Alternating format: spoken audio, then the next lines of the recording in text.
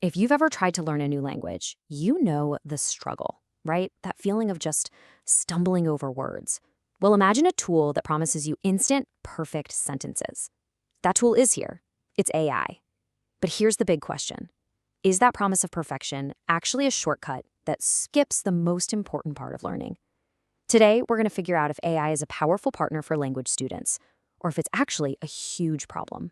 So here's how we're going to break it down. We'll start with the student and this powerful new tool they've got.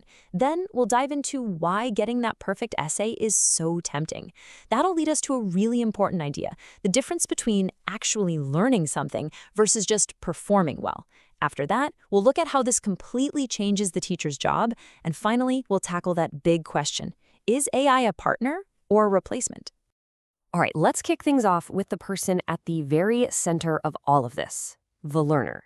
Because, to understand the impact of any tool, you first have to understand the person who's using it and what they're struggling with. And this is really the whole thing right here. I mean, think about it. We're so often graded on that final polished essay. But where does the real growth actually come from? Is it in that flawless final version, or is it in all the messy drafts that came before it? The ones full of mistakes, crossed out words, and those little aha moments? So let's put ourselves in the shoes of a second language learner for a second. They've got big goals, right? Maybe a new career, a chance to study abroad, or just to travel and connect with people. But getting there, it is so hard. Writing in a new language feels slow, it feels frustrating, and it's full of self-doubt. And this creates a really powerful vulnerability, this deep, nagging desire to just be perfect, to sound like a native speaker. And bam, right into that moment of feeling totally vulnerable, here comes AI. It's like a magic wand. You're staring at a difficult assignment, you can't find the right words, and suddenly a tool appears that can spit out a polished, perfect essay in like 5 seconds. It feels like the ultimate solution to all your problems. And that brings us to the allure of perfection. It is so tempting to take that shortcut. Who wouldn't want to? But as we're about to see, that shortcut might just bypass the most important part of the entire learning journey. Okay, this is so important to understand. This is literally how our brains learn a language. It's called effortful production. It all starts with an attempt. You just try to write a sentence, and inevitably, you're going to make mistakes. It's just part of the process. Then, you get some feedback on those mistakes. But step 4, that's where the magic happens. When you revise and correct your own work, that's what forces your brain to process what went wrong and truly learn it. The struggle is the learning. I want this to really sink in. We don't learn by being perfect from the get-go. We learn by trying, messing up, and then figuring out how to fix it.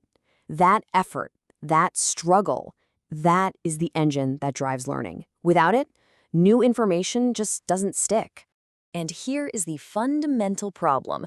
AI takes that entire 4-step mental workout and just completely collapses it into a single action, right in a prompt. The attempt, the errors, the feedback, the revision, poof, they're all gone. The student gets a perfect product, sure, but their brain was completely checked out of the process. This leads us to a really critical distinction we have to make, especially now. And that's the difference between truly learning something and just performing. They might look the same on the outside, but believe me, in the age of AI, they are worlds apart. To really get this, we need to talk about a concept called intake. See, you can be surrounded by a new language all day long, but you only actually learn the little bits that you actively notice and process. That's intake. When a student struggles with a sentence and then gets a correction, they notice the gap in their knowledge. That active engagement is what creates intake. Just passively reading a perfect text generated by AI, it just doesn't trigger the same learning process in the brain. So let's break this down into 2 very different mindsets. Over here, you've got the learning zone. This is where your goal is to actually develop skills. You experiment, you practice, and mistakes are seen as a good thing. But over here, you have the performance zone. Here, the goal is just to produce a flawless result and look super smart. Now, AI is an amazing tool for the performance zone, but because it outsources all the hard work, no new skills are actually being built. It basically shoves students out of the learning zone entirely. So, what in the world does this mean for teachers? Well, it means their role has to fundamentally change. They can't just be an inspector at the end of the assembly line, checking the final product.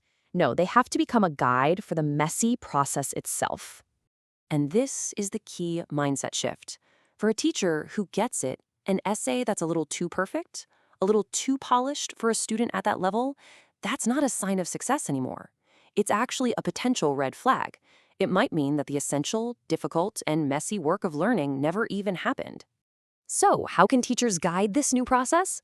Well, they can focus on things that AI just can't do for you. Think about stuff like in-class writing tasks, or walking students through multiple drafts, where the focus is on getting better, not being perfect. Or, and this is a great one, having students verbally explain what they wrote. That forces them to actually engage with the language. All of these strategies put that effortful production right back where it belongs, at the very center of the assignment. So all of this brings us right back to our central question. Now that we understand the risks, we can start to think about how to position AI not as some kind of enemy, but as a tool that needs a really clear, well-defined purpose in the classroom. So let me be super clear. This is not about banning technology. It's about being smart and intentional with it. The goal should be to create learning experiences where AI supports the messy, beautiful process of learning, rather than just replacing it. We want AI to be a brainstorming partner or maybe a helpful dictionary, but never, ever the final author. So I'll leave you with this question to chew on. So much of the time, the urge to use AI comes from a place of insecurity, that fear of making a mistake. But what if we could flip that script?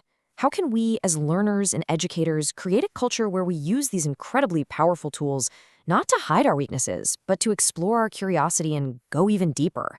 That, right there, is the big challenge and the incredible opportunity that lies ahead.